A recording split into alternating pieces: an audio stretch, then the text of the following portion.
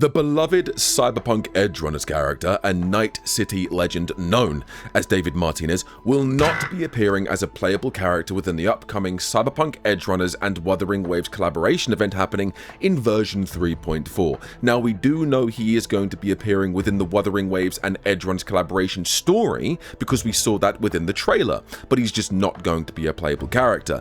And as you can imagine, there are players within the Wuthering Waves community both confused and upset, wondering why David isn't a playable character and claiming that he should be a playable character within Wuthering Waves. Now, that being said, there are also players and fans of Cyberpunk saying that if David Martinez was implemented as a playable character within this game, if handled incorrectly, it could tarnish his character arc that he went through in Cyberpunk Edgerunners. Now, there are many reasons to suggest why David Martinez will not be a playable character, not only in Wuthering Waves, but other gaming IPs. There are reasons for this, but to understand why David isn't going to be a playable character in these games, we need to understand who he is. What's his story? So sit back, relax, as I give you a brief rundown on who David Martinez is and why he potentially isn't going to be a playable character in Wuthering Waves and in other games in the future.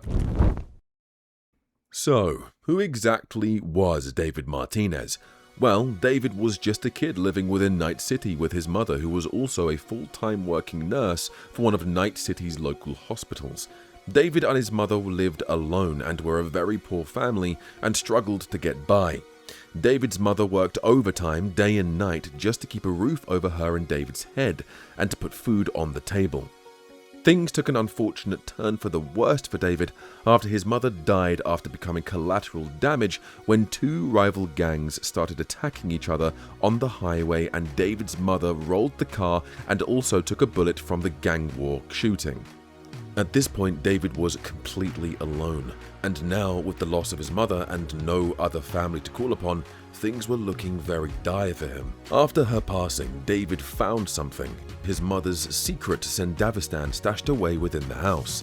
And for those that do not know what a Sendavistan is, it is essentially a machine that gives the wearers temporary super speed. After finding the Sendavistan, David made the decision to get this thing attached surgically to his body. Since of course it was military grade, he could not sell it without getting in trouble. After equipping the Sendavistan, this machine was helping David in small but efficient ways, such as stealing food without getting caught, dealing with the school bully. But then later within the story, he comes into contact with a mysterious character that seemed to be pickpocketing many different Night City civilians, and when she attempts to pickpocket David himself, he activates the Sendavistan and catches her before she's able to do so. And who might this mysterious character be, you ask? Well, it's none other than Lucy. After they meet, Lucy figures out very quickly that what David is wearing is a military-grade Sendavistan, and then invites David back to her apartment. At Lucy's apartment, they talk for a moment, and then Lucy drags him within to the moon dreamscape. David then gets dragged out of the dreamscape by Maine, the leader of Lucy's crew. David then discovers that his mother actually ran with Maine and the Edgerunners for extra money, so then David agrees to work with them, so Lucy and Maine recruit him into the crew to complete mercenary jobs for high-status corpo organizations.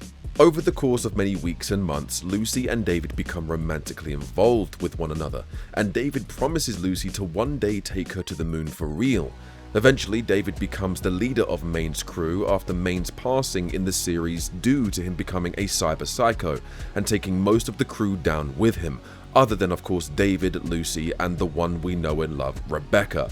After a time skip, David has become the legend in Night City, with people lining up to join his crew. David's reputation kept on growing to the point where he became infamous throughout Night City, and to the point where big corporations such as Arasaka took notice. Now, for those that do not know the deep lore of cyberpunk, Arasaka is one of the biggest and most corrupt corporations in cyberpunk history. Later within the story, a pivotal moment happens within the series where Lucy actually gets captured by Arasaka. When David catches wind of what Arasaka did, in a fit of rage, David goes on a rampage to save Lucy and kill anyone that gets within his way. He equips a very powerful piece of military-grade gear that is essentially a giant mech suit that he surgically equips to his body, giving him a significant increase in power and speed. But what the edgerunners did not know is that this was in fact a trap set for David by Arasaka, because the suit that David equipped is actually a prototype built for the Night City legend known as Adam Smasher. And this was Arasaka's way to test if the suit was combat ready for Adam Smasher to equip to his body. Now keep in mind, at this point within the story, David has applied so much to his body in the form of body modifications and body enhancements that he's on the verge of cyberpsychosis, a disease that attacks the brain and causes the host to spiral out of control due to the amount of stress the body is under due to the high amount of body modifications attached to it. So when David equips the suit to his body, he snaps and is out of control with the sole intention and purpose of getting Lucy back, and no one can get through to him other than Lucy herself. Eventually, David reaches Arasaka Tower, leaving destruction in his wake. But when he gets there, before he has the chance to save Lucy, he has to go face to face with Adam Smasher himself, one of Night City's biggest and most infamous legends that became Arasaka's attack dog. Now, something very important you need to understand: Adam Smasher has never been defeated in a fight, and he's the only living being in cyberpunk lore that has had infinite amount of body modifications and has never gone into cyber psychosis. He even has his own Sendavistan, which means when David is fighting him, he's matching his speed, his agility. Everything David does, Adam Smasher is able to counter it, and since Adam Smasher is a lot older and more experienced than David, he is absolutely battering David. Now, David is hanging in there, but Adam Smasher is giving him hell. David goes into a full retreat, grabs Lucy, and escapes Arasaka Tower. However, not without loss. Because before the edgerunners can escape, Adam Smasher brutally kills Rebecca, and then it's up to David himself to stop Adam Smasher and take him down. And after an incredible clash of Night City legends and David giving Lucy enough time to escape, Adam Smasher eventually bests David, and David Martinez falls, marking the end of the Night City legend. But not before Adam Smasher acknowledges David as a Night City legend, saying this is the most fun he's ever had in his entire life, and then puts the last bullet through David Martinez's head, and then allowing Lucy to escape to the moon, going where David originally promised to take her.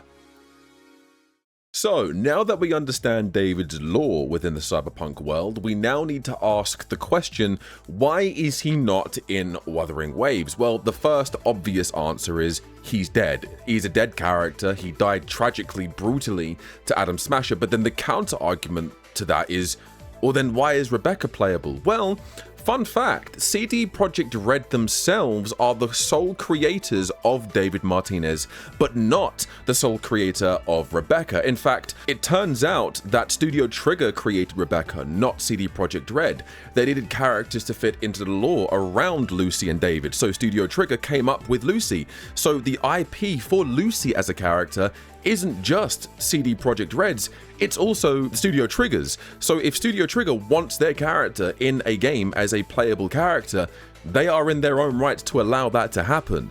Another thing I'm seeing a lot of people within the Wuthering Waves community say is, well, why does it matter if David Martinez is a Night City legend? That shouldn't add anything to the matter of why he isn't in the game. Well, those that do not know, and those that do know, Cyberpunk 2077 actually featured a mission within the game about David Martinez. If you travel around the map of Night City as V, you will come into contact with the edgerunners symbol. Lucy left that symbol, and you actually follow clues and actually find out who David is. And then at the end, you get David's jacket, and you can actually use David's jacket as a memento, as an accessory for your character as you explore through Night City. You find out a bit of lore about who David was in case you didn't watch the anime, and then you actually get his jacket. But also on top of that, when a Night City legend dies within the world of cyberpunk, if you go to the bar, any bar, doesn't matter which bar you go to, there is a drink named after that character. And if you go to one of the Night City bars or clubs, you are able to purchase the David Martinez, which is actually a beverage created by his fans and followers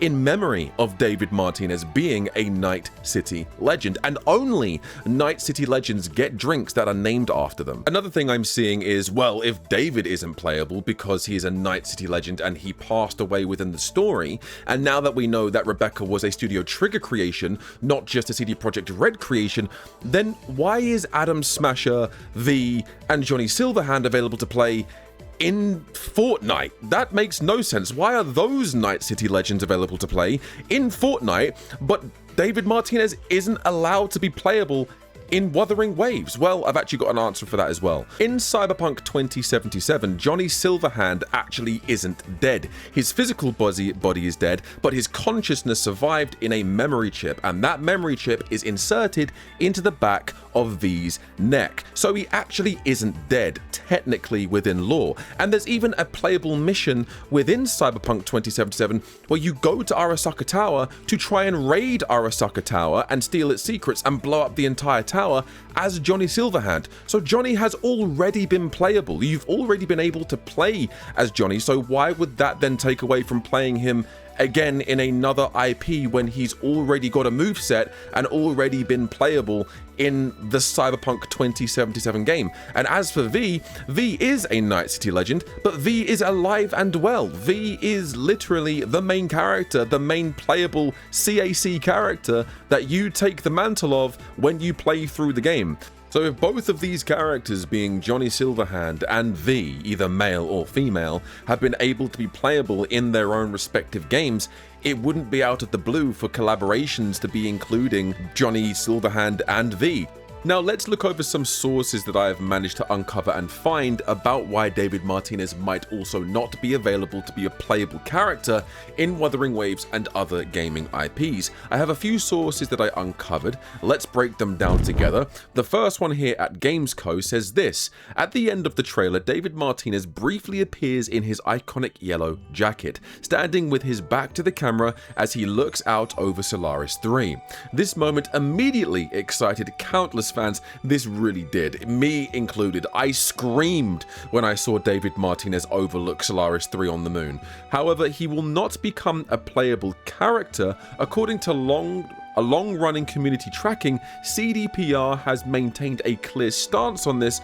David will not be appearing as a playable character in any crossover event. The same policy applies to this collaboration. Obviously, Lucy appeared in Guilty Gear Strive, which is a very popular fighting game by Arc System Works. Lucy appeared in that game. David was actually not in that game as DLC character, but Lucy was able to actually find a few holo finders and a few holograms and a few pieces of information, which is basically helping her remember who David was. So David, again, was a cameo character in Arc System Works' Guilty Gear Strive, but not a full playable character. His appearance is more likely a story cameo rather than a teaser for a playable unit. Considering the emotional weight of his original ending, CDPR's choice to protect David's narrative integrity also feels like a form of respect. So that's what I found here on Gamesco. Now, this may not be the most reliable source, but it is a source of information that I found. But now let's go over to what the official voice actor said about David Martinez. He actually spoke to CDPR and actually wanted to know more about the future of edgerunners. So over here on Games Radar, this is what Zach Aguilar said, the voice actor for David Martinez, also the voice actor for Tanjiro, said about Cyberpunk edgerunners and the future of cyberpunk edgerunners. If I scroll up here we go. I'm super thrilled for the team. To be honest, I got to meet writer and CD Projekt Red's franchise creative director, Bartosz, I can't pronounce that name, and he is just this absolutely fantastic, super kind Polish man. Aguilar told Games Radar, he told me, you did a phenomenal job with that role. I just want you to know, thank you so much for bringing my writing to life. Aguilar added, we talked a little bit about what's coming next, nothing I can really share, but like what they have planned next for the franchise. And if we scroll down here, this is also what it said. Right now, CD Projekt Red has plenty on their neon covered plates in Night City and beyond. Alongside work on Cyberpunk 2077 sequel, a second season of Cyberpunk Edgerunners has been confirmed through CD Projekt Red, said it would be a new standalone story. CEO Michael, can't pronounce that last name, I do apologize, also revealed that a different crew would be involved. The first teaser went one further, squashing any conspiracy theories about the series lead by stating that Zach Aguilar's David is officially dead after the events of the first season. So this is basically them doubling down, saying David's not coming back, he's dead, we're moving on to a new crew now. And that might also be a future opportunity for crossovers with this crew, with the new crew of the second season of Edgerunners. That is, if the main character of that crew doesn't meet an unfortunate end like David Martinez. But there's more down here. Let me continue what this article says. Whatever comes next, Cyberpunk Edgerunners moves forward with the blessing of Aguilar, who also voices Tanjiro in the English dub of Demon Slayer Infinity Castle, behind it. I said, hey man, whatever you decide to do with it, I just want you to know you've got to just follow your heart and do what you think is best for the series, Aguilar recalled. He added, I don't know if I'm ever going to have the chance to be in that or be a part of it again, or what's happening there with that whole thing. I get asked that question all the time from fans, and I truly don't know. But I told that person as well, whatever you guys have planned, or if I ever have a chance to be a part of it or work with you guys again, I would absolutely love that. So there you have it from the official voice actor. He has no plans to voice David in the future because there is no more plans for David in any form of media. There is no sign of David returning at all in any forms of media, which is one of the reasons why Aguilar stated, I don't know if I'm ever going to be able to voice his character again, but if I ever am able to, I would love to be involved. I also found this over on the Twitter, which I found quite amusing. Someone wasn't very happy with the fact that David Martinez will not be a playable character in the wuwa collaboration, so they asked Grok why this is the case, and Grok replied with this: CDPR as IP owner decides collab characters. David Martinez hasn't appeared in any Edgerunners crossover. For example, Guilty Gear featured Lucy with only cosmetic nods to David and Rebecca. The high chances they restricted him, emphasizing his canon death in statements wuwa likely wouldn't deny a popular character. It's probably CDPR's call for narrative reasons. So that was another piece of information that I just dug up and found, which I found was quite funny because it's Grok and so many people go to Grok to ask questions. So I thought that was somewhat of a relevant source that I found. Then if we come over here on, again, PC Gamers Report, this is about Guilty Gear Strive, and it says this: Guilty Gear Strive somewhat surprised fans late last week. It's an old article talking about when the announcement of the crossover for Guilty Gear and Cyberpunk happened, when it announced its first crossover character, Lucy, from the excellent anime Cyberpunk Edgerunners, a show based on CD Projekt Red's Cyberpunk 2077, and consequently the OG Cyberpunk TTRPG.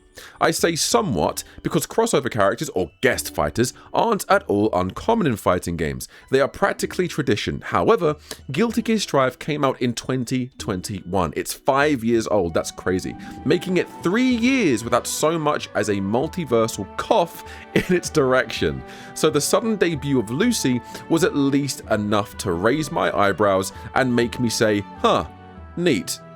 In an interview with IGN, though producer Ken, I can't pronounce that name, has hinted that there may very well be more guest fighters coming in the game. We've been doing this work since 2023, actually, and we've been talking to CD Projekt Red because our lead artist, I can't pronounce that name, I don't want to pronounce it, I don't want to butcher the name, is actually a big fan of the Witcher series. Scrolling down here, it continues. He then reveals that the conversation drifted from Witcher to cyberpunk. Reasonable, since I think Lucy Jax into Strive's post-sci-fi mythology better, which is true, since Cyberpunk 2077 and Edgerunners is a futuristic-based story and futuristic-based sort of world, it would make sense for those characters to fit into the Guilty Gear universe better. She is, however, as the interviewer notes, an interesting pick for a crossover. Sandavistan's savant David Martinez is the series' leading man, and they go to say, I cannot talk too much why we chose Lucy, because that might spoil what we are trying to do. But there is a reason we decided Lucy. Of course I personally wanted to see David with the Sandavistan, but yeah, so I can't talk about it right now, but I hope people will figure it out in the future. Now, this is essentially him saying there's a reason why David isn't in the crossover event. This is before Lucy actually released, and as we know, when Lucy did release, there are actual tidbits, hints, and little breadcrumbs indicating that you're able to find information, holograms, and memory banks of both Rebecca and David. This is for Lucy to remember her friends by. But also at the same time, they weren't allowed to have David Martinez in the game. They actually were not allowed to pick David Martinez. And it continues here saying, that seems like a pretty clear-cut moment of, I've said too much, not being able to talk about Lucy's selection because it might spoil something simply, what the hell does that even mean? That something else is in the works, even if it's not necessarily another Edgerunners character. But mind you guys, since Edgerunners Season 2 is releasing within the next couple of years, do expect potential crossover characters from that crew to appear in this fighting game. However, this person could simply be hinting at Lucy's in-game justification for blaming the beasts and I'm not about to spoil Cyberpunk Edgerunners here, she's one of the few surviving members of the original cast. David is donezo, as most fan favourite choices that be first in line as a guest star appearance. So people wanted David in Strive as well, and then we also found out that they can't add David within the game. It's most likely because of narrative reasons, similar to what Grok said, and similar to what other sources said, saying because of his death, they just simply aren't going to be incorporating David to honor who he was as a character. And this is probably going to be the case for many future cameos and future crossovers with the first Edgerunners crew. It'll be other characters, but it won't be David. David is off limits. David is not going to be available as a playable character in multiple crossovers based on these sources. Because believe me, if anyone loves fighting game characters and anyone that loves to have a Sandavistan David Martinez, it's clearly the producers because they said, and it's many fans of these games.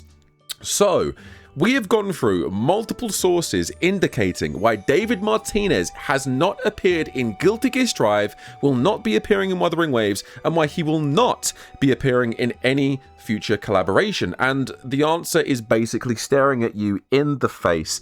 CD Projekt Red do not want David as a playable character. CD Projekt Red do not want him to appear to honor his story. That's why we're going to be getting him as a cameo character in Wuthering Waves, probably again similar to what Guilty Gear Strive did, as he's going to appear as a memory, or maybe as a tacit discord, or just simply in Lucy's eyes in a cutscene. And that's essentially what's most likely going to be happening for other collaborations in the future with other gaming IPs.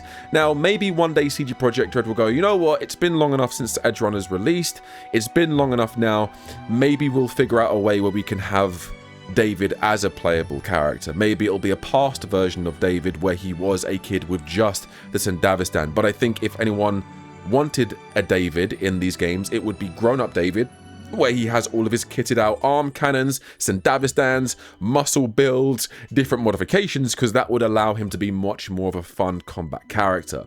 One last couple of things. These are nothing burgers, but I thought I'd add these in here as well. I googled it here as well. CD Projekt Red intentionally limits David Martinez's involvement in third-party video game crossovers to protect the tragic permanent conclusion to his character arc. While the studio permits marketing tie-ins, they genuinely restrict David from being a fully playable character in other gaming universes. So there's multiple different sources of information out there. There's multiple different things that I've uncovered and figured out about why David has not appeared as a Wuthering Waves playable character, why he was not appearing in Guilty Gear Strive as a playable character, and why he will not be appearing in future collaborations as a playable character. But there you go, guys. That's going to conclude the video. Hopefully you enjoyed. If you did, leave a like, comment down below, and subscribe if you are new. We are trying to hit 10,000 subscribers, and I do honestly believe that we can do so. Thank you for watching. I'll speak to you all in the next video. Take it easy and have a good rest of your day.